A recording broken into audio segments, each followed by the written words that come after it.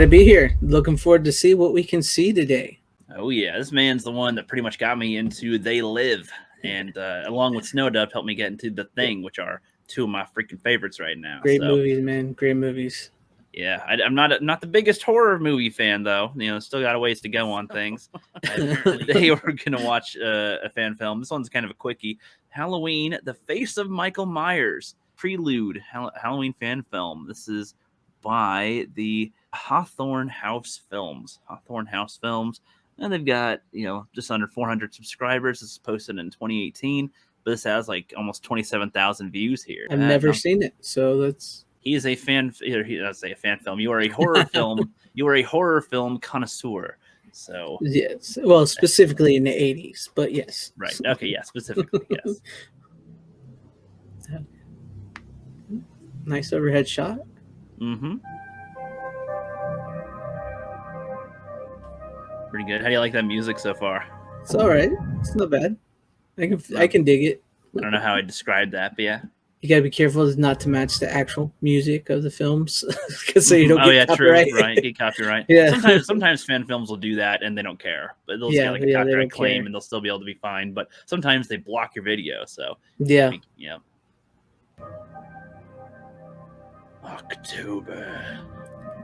Rocktober. Yes.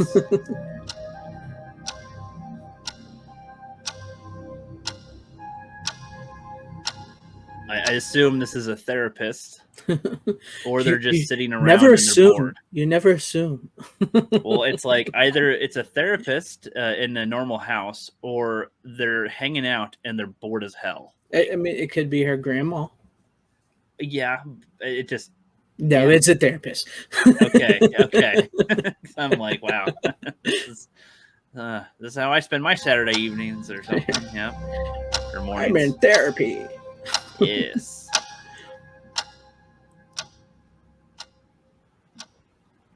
I want to come back to something you said earlier. What's the weird? Can you hear that? Okay. Yeah, I can hear.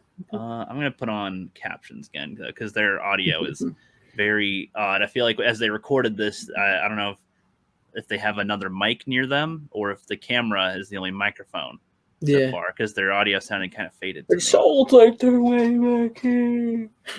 Yes, exactly. Weirdest case you've had? I don't typically discuss my other cases with patients. I'm just curious. Without any names. The strangest, most abnormal, least stable. Your mom. What brought about this curiosity? You said that was the grandma. That's a dude. I know, it's a dude. It did look like a woman. It looked like a woman from FLIPP. Like I said, never assume. Never assume. I thought she was knitting before too, so I was like, yeah, maybe you have a point. I don't know. Grandma therapist here. He's grandma. Yeah. Have you ever talked with criminals?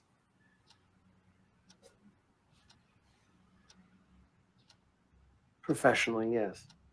You've evaluated them? Yes. Like you are me. I'm not here No to matter talk the about context, I work with each patient on the basis of psychological principles, a criminal to a non-offender alike. Bet you've seen some things. Huh? A picture-perfect town with a dark past. It's funny to me how no one ever talks about it. Is that like the entire basis of Stephen King films? Like a pretty town that has something dark in them. Yeah, pretty much. Yeah. These therapist scenes and like these, they always crack me up because it's always like the patient ends up giving therapy to the therapist. So he's always like asking the therapist questions, telling the therapist this. It's like that is such an overused trope of filming. And really, yeah, I didn't. I haven't seen anything other than the first Halloween film. So it's like therapy, like a constant. Well, no. I mean, like in other movies. No, in the Halloween films, it's one therapist, Michael Myers' therapist, Dr. Loomis. He knows he's evil, and he wants to stop that evil. So he spends pretty much his whole life. It's like Ahab and oh my gosh, Moby Dick. Yeah, he's like Ahab to Moby Dick. Dr. Loomis chases him his whole life to stop this evil. So he was his therapist. He knew he couldn't reach him, and he knew he had to be stopped. So, but like what's going on here is like always with these people in the movies and stuff is like the patient ends up asking the therapist all these different questions, and the therapist, knowing full well they can't divulge a lot of stuff to him, ends up divulging that stuff to the patient. I hate when they do that in movies. See, I guess I haven't seen that often enough. I've seen more where like the master in general is like teaching the student, but the master ends up learning something that the student teaches on accident, not really a purposeful lesson. It's more like the student does something that surprises the master, and he makes his own conclusions as to something, and he's like, I've learned from you as well, kind of a thing. So yeah, those are all right. But yeah. this is funny because I'm on a horror movie watching binge for Halloween for October, and so I'm hoping that I don't see this type of trope in these films. I don't think I will in these ones that I'm watching. They're not really present in the Halloween films because there's just Dr. Loomis chasing him, so there's no therapy going on. But I've seen this trope done in a lot, like not even scary movies, like regular movies, anything. It's like always the patient starts asking the therapist questions, and the therapist, knowing that they can't divulge some stuff, starts divulging it to the patient. Yeah, revoke their license, man. Yeah. If they talk about it with you, does Haddonfield work out its problems on your couch, Dr. Peterson? It seems like you have a his name is Peterson. Gina. I feel like I'm being watched. Some of us here do the watching. What are you implying? That boy who killed his family, Billy something. I bet his would be an interesting mind for someone like you. Okay, I don't get the context yet, but it's like you're at therapy. It's like this is your conversation. I don't know. That's what I'm talking about. It's like I get it when you go to therapy, you don't want to talk about yourself and your problems, so you kind of deflect. You know what I mean? But it's like, come on, you could set it up a little bit better than what you're doing it. I guess. I mean, I guess I didn't think about it that way. I like that they want to deflect. Like I'm like picturing this, like if I were at the dentist and I'm like wondering about what the dentist does on his day, I'm like, I don't give a fuck what the hell they do. Like, so I'm just thinking, why do you care about how this therapist thinks about some other some things? Cases when people are kind of put into therapy, they don't want to talk about themselves, so they deflect on everything else going around them. Like, I think it'd be funny if like aliens invaded and then you're like seeing therapy after, and like like everybody knows aliens are around, and you're like, so when people told you they were abducted by aliens before by those crazy things, how do you feel about that now, knowing that they're real? Like, that would be kind of a funny thing to do, therapist. You're like, fuck you, there's no evidence. You can't prove it. I approach. Thought he heard Michael Myers talking to him, telling him to do it. What do you suppose his diagnosis would be? False. Michael Myers would have to evaluate him. What do you suppose his diagnosis with me? The way the captions are going are weird. They're like, her sentence ended here, and then his sentence starts at I would, but there's no period or anything. So I was like, did she just say that? No, he just said that. Okay. You're already. Her face is like, I am really happy right now. Yeah. I smoked one. Yeah. Aren't you, Dr. Peterson?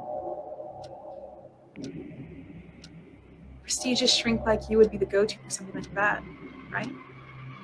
Can't imagine you have much competition in this small town.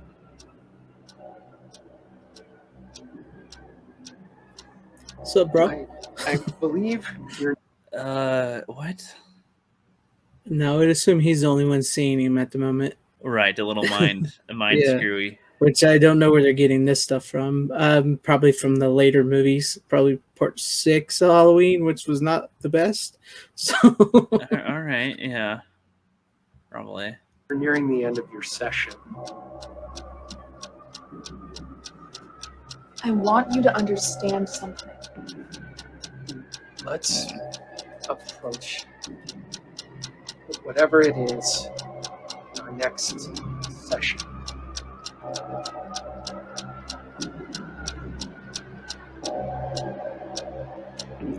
Wait a minute, I wanted to kill you. Maybe I'm thinking about Freddy versus Jason. He's like, I like dark chocolate. Or how sweet Dark meat. Or dark Yeah. meat. Yeah, dark meat. Yeah, there we go. That's something you can't get away with today. Nope. Nope. Yeah.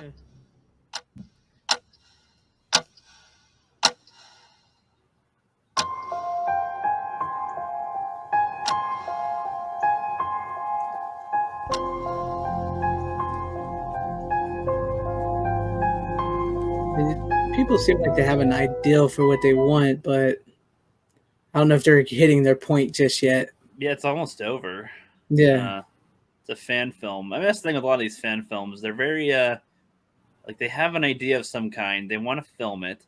Some of them, I feel, are just simply to test their filming abilities, to just try out a few different things. Like they're trying out their music cues, their sound effect cues, their camera work. Can they make this seem freaky from this shot or something? But yeah, so far I'm not really getting anything out of this. So far, Yeah. I just kind of forgotten about the last 3 minutes, to be honest. Nothing really happened. Not something that grabs your attention just yet in it at all. No, not even Michael being there. I'm just like, all right, cool. Guess he's there, but he's not there. All right. Yep.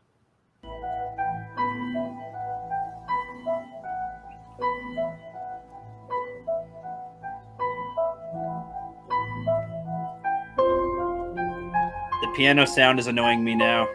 I'm walking home in Haddonfield. Michael Myers. If he's there, wave hi. Hi, Michael. Hi, guys. Hi, Michael. Yep. That's why he doesn't talk. I got a list, guys. I don't like to talk. Yep. Sorry. See, he should have been the star of A Quiet Place, because sign language or something. You don't need to talk or whatever. I don't know. He'd be the Quiet Place killer.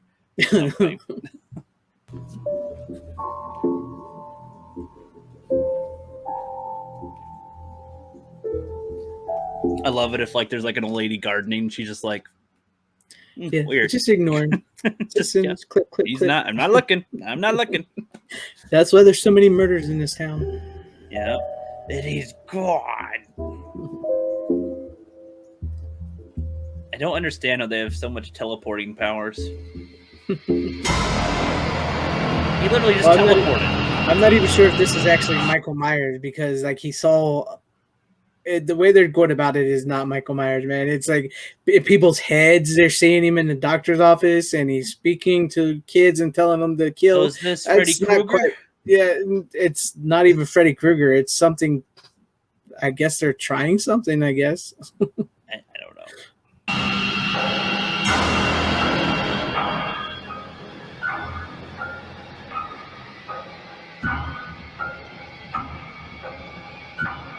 I mean, honestly, you could just briskly walk back as you were, and you'll be fine. He's not going to pick up the pace. You're not going to start running, so you're good. Oh, Regina. Hey, what happened? I mean, we just spoke to each other like 2 seconds ago. You okay? Kind of weird how you followed me over here across the street and stuff. Let's approach it in our next session.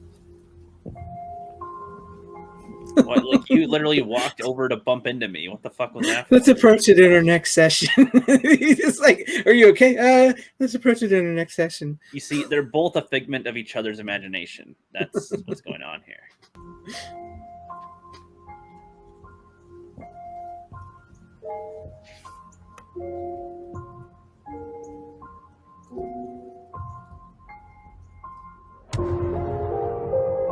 That was okay. Oh, it's not. That wasn't even like the full film. That's just the beginning of it. Regardless, not a great teaser. Yeah, it wasn't a good start. I wasn't teaser feeling either. it. It says prelude. I guess. What are your thoughts? What are your honest thoughts, FANZCENE? I don't think they knew where they were going with that. I guess they were trying to make Michael Myers like a supernatural ghost entity or something. No, I didn't quite feel it. That prelude did not sell me on their movie. Nope. Oh my god, I like to check the description afterwards sometimes because they have more detail. All right, but sometimes they have no detail, which is annoying. Okay. Happy Halloween. Enjoy the special prelude teaser to our upcoming fan film, Halloween, The Face of Michael Myers. If you If you like what you see, you want to see more, please consider contributing to bring this unique thing. Okay, October 25th, 40 years after the malevolence that unsettled the suburb community in Haddonfield. Is that what it's actually called? Yeah, Haddonfield, Illinois. Yeah, all right, yeah, odd name, but all right. A new set of murders unravels the peace of the sleepy town. What's a sleepy town? Small, quiet town. Okay, sleepy It's town. just sleepy. It's like if you go through the town, there's nothing to do, so you kind of just, it's either sleep or be bored or just be normal. I guess I've just never heard of a small town being referred to as a sleepy town. All right, I have. Dr. Benjamin Peterson is charged with his psychiatric evaluation of the young man who butchered his entire family, claiming the specter of Michael Myers entered his body to satisfy his bloodlust. See, are they saying Michael's bloodlust right here? Yeah, Michael's bloodlust. But he doesn't have any bloodlust, right? Like, he's just an evil thing, right? His goal is to kill, and yeah. So I feel like describing it as lust is like that. That's something that he enjoys. From what you described to me before the streams, that he's like an evil thing that doesn't want or hate. It's just he's pure what he evil. does. He's just like the pure evil. That's why they call him the Shape, because he's the shape of evil. You know, if evil was a thing, that would be Michael Myers in human form. And so, like, it's like these towns, like Haddonfield, it's a small Midwestern town. On the surface, everything looks fine.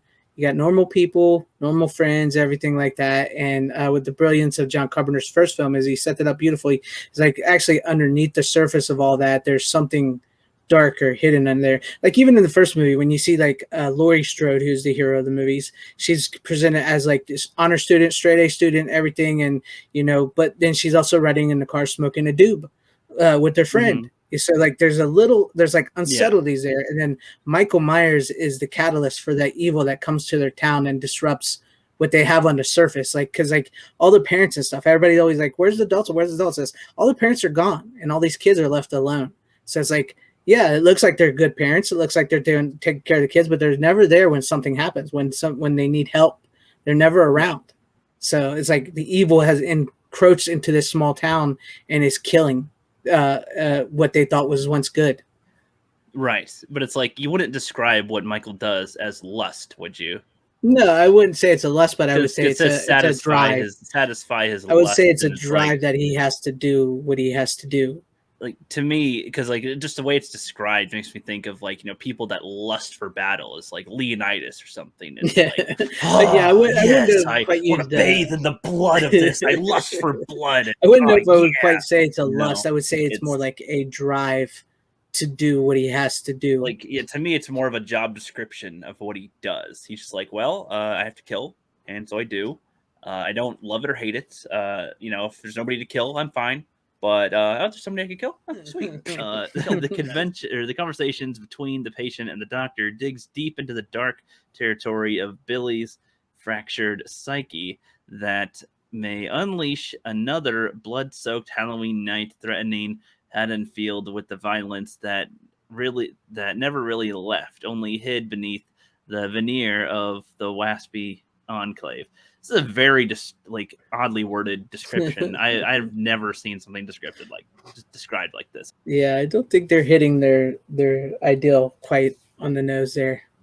Yeah, but I mean, it was shot on a nice camera, I guess. Yeah, good camera work. Good. It looked very cinematic. It looked like a movie, so I'll give them that much. I just don't know if they quite presented their story. I get it that they want him to be like the town is sort of haunted by Michael Myers, like the ghost of Michael Myers, and it's infected them. That's why I feel like his evil has infected this child, but I don't think they quite got that across. And that's not quite Michael Myers in Halloween. I think it's a little too supernatural for Michael Myers. Yeah.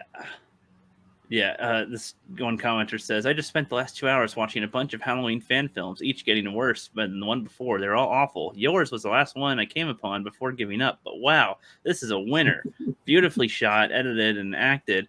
It really transcends the fan film treatment. The psychological twist really elevates the lore of Michael Myers to a whole new level. Really brilliant. I will say yes, it is shot beautifully, and it did. Yeah. They were really good actors. I did. think it felt very cinematic and like real actors and everything. They did good film things. Yeah, but I don't think they quite hit it out of with where they were going for. Yeah. And they haven't released the film. They probably didn't get their thing. So it was 3 years ago. Yeah, they said it was like ready to go. No. That's it. All right.